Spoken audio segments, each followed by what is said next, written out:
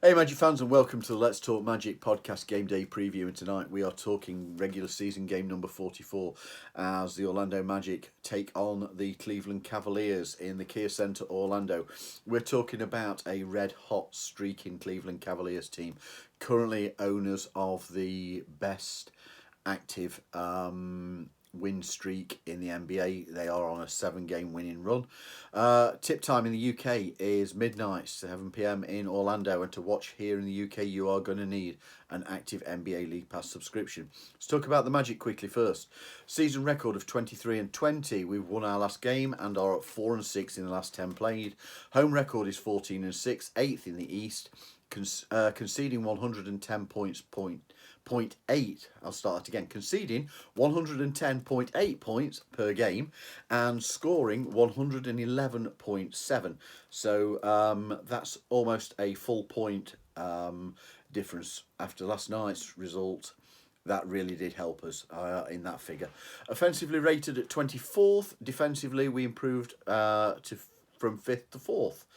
Looking at this being the second night of a back-to-back, last season we fared at 1-12 across the season on the second night of a back-to-back. This season we are 2-6, so we have an opportunity tonight to really see some improvement on what are difficult games. Last night, let's talk about the Miami Heat game. It was a long overdue welcome back to the real Orlando Magic basketball. Swarming, intense, energetic defence. The offence was built on ball movement. It was unselfish. We attacked the paint and we took our second chance points when available as well. It led to what was a comprehensive victory over the Miami Heat by 87-105. Coming into that game, the Miami Heat had been conceding scoring 111.4 points per game. So we held them to something like 25 points below that figure. It shows how good the Magic D was all night. 87 points scored by Miami. It's their season low, and it's the second lowest total that the Magic have conceded this campaign. We outscored the Heat in the paint by 54-36 and 23-10 on second chance points. Both these figures that the Heat conceded were well above their season averages. Really good stuff. Franz Wagner returned and immediately going into the starting unit that also featured Markelle Fultz and Wendell Carter Jr. Last time the Magic had that starting lineup was game day 4 of the season, when we faced the LA Clippers. All 5 starters scored double figures. Paolo Banchero led the way with 20. Franz Wagner finished with 19 points on 6 of 13 shooting, followed by Wendell Carter Jr. with 17 points. Markelle Fultz had 12, Jalen Suggs 11. Starting unit was those 5 players, and we saw from the bench come Cole Anthony, Jonathan Isaac, Joe Ingles, Anthony Black, Mo Wagner and Caleb Houston. In the final 3 minutes we saw Trevelyan Queen, Jet Howard and Chuma KK also make appearances. You can't speak highly enough about the whole team, but the defence that was played by Jonathan Isaac, some of the play by Joe Ingles, Jalen Suggs, Markelle Fultz, it was Wendell Carter Jr. It was just magnificent. It was superb to see. Goga Bitadze was available to play. He did dress, but he didn't play. Admiral Schofield and Kevon Harris did not dress at all. As I write this and record it, the Magic had not submitted an updated injury report from last night, so only Gary Harris missed last night's game. He was listed out, and if it's the same tonight, it will be his 10th consecutive game. Coach Mosley, I would suggest, is not likely to change his starting group from that Miami game. That unit's his preferred option when everybody is available. Perhaps the only question mark is as to whether Franz Wagner is going to play on the second night of a back-to-back as he returns from that 8-game absence. On to the Cavs. We are looking at them having a very good season so far.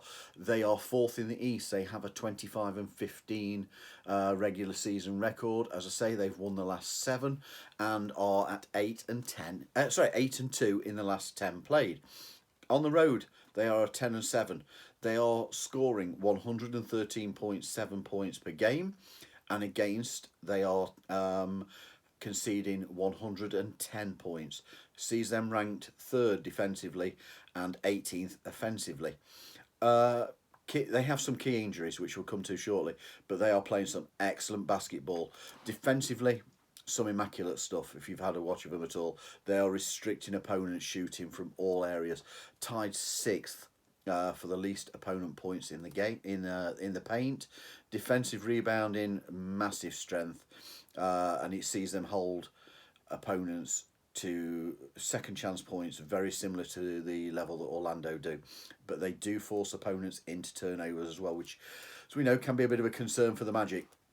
The Cavs still have not hit their offensive stride consistently this season. That being said, they've scored in excess of 110 points in 9 of their last 10 played, including putting 140 points on the Wizards and 135 on the Milwaukee Bucks. And as we saw from our first meeting of the season against Cleveland, they can be lethal from the 3. The Cavs do well scoring in many of the same categories that the Magic do, such as fast breaks and opponents' turnovers and points in the paint. Donovan Mitchell, whilst they have a couple of guys out, he is doing a lot of the heavy lifting on offence. He's the team leader, scoring 27.8 points per game, contributes heavily on steals and assists also. Last time out for the Cavs, it was a 116-95 road win over Atlanta. 7 players, including all 5 starters, scored in double digits. Donovan Mitchell led the team with 18 points, and I think it was 8 assists. He was also joined on 18 points by Sam Merrill, who came from the bench. Jarrett Allen produced points and rebounds double-double. Starting 5 was Donovan Mitchell, Max Strus, Isaac Okoro, Dean Wade and Jarrett Allen. George Niang, Sam Merrill, Craig Porter Jr., Tristan Thompson, Damian Jones and Pete Nance played from the bench. As to tonight, injury-wise, Caris LeVert is questionable, having missed their last game with a wrist sprain injury. Darius Garland out with jaw fracture. Ty Jerome out, right ankle sprain, as is Evan Mobley with a having had knee surgery. Two big misses there. 2 of their two-way players are also out, and if LeVert is fit, he is likely to come back into the team, but expect him to come from the bench. He's only started 1 game this season for them. I would be very surprised if coach JB Bickerstaff goes with anything other than that same starting 5 as against Atlanta. Head-to-head, 124 games played by these 2 teams in the regular season, and it's 64-60 to the Cavs. Been 2 meetings so far this season. First game, game day 21, Orlando fell on the road to 111-121 loss, and that was an opening quarter disaster. We conceded 37 points. They extended a 17-point end of first quarter lead out to 23. We clawed it back during the third to 5 points, but we just couldn't put a run together. Cleveland kept coming back. Shortly after, game day 23, 94-104 home court victory for the Magic. And that was a really hard-fought fixture. Second half display was Magic basketball at its best. Absolutely intense defence led to the offence clicking. Last season was an 0-4 sweep for the Cavs, and Orlando have only won 2 of the last 9 regular season encounters. Prior to that, we'd won 7 straight. Final thought tonight. This requires the Magic to have that same intensity and focus on both ends of the floor as they did against Miami last night. And if that's the case, we can take on this hot Cleveland team. Holding Miami to a season low points, whilst also forcing them into a season worst shooting percentage, shows how good this Orlando team can be against strong opponents.